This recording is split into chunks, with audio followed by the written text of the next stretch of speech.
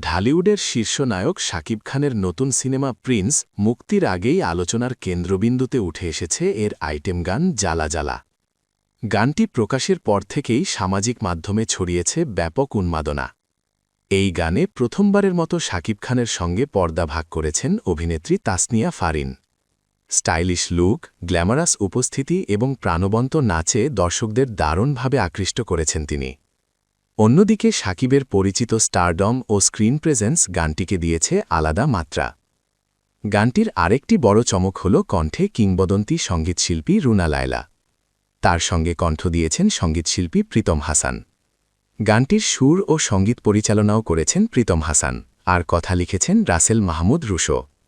দৃশ্যায়ন, set design, colour grading সব মিলিয়ে গানটিতে রাখা হয়েছে আধুনিক ও স্টাইলিশ উপস্থাপনা, যা দর্শকদের মধ্যে বাড়তি আগ্রহ তৈরি করেছে।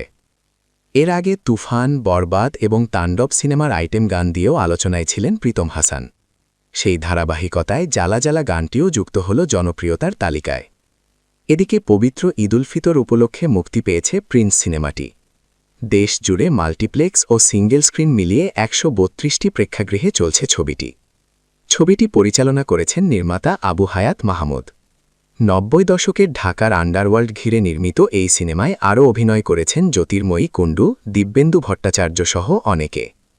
সব মিলিয়ে গান জ্বালা জ্বালা এবং সিনেমা প্রিন্স দুটিই এবারের ঈদে দর্শকদের বিনোদনের কেন্দ্রবিন্দুতে পরিণত হয়েছে।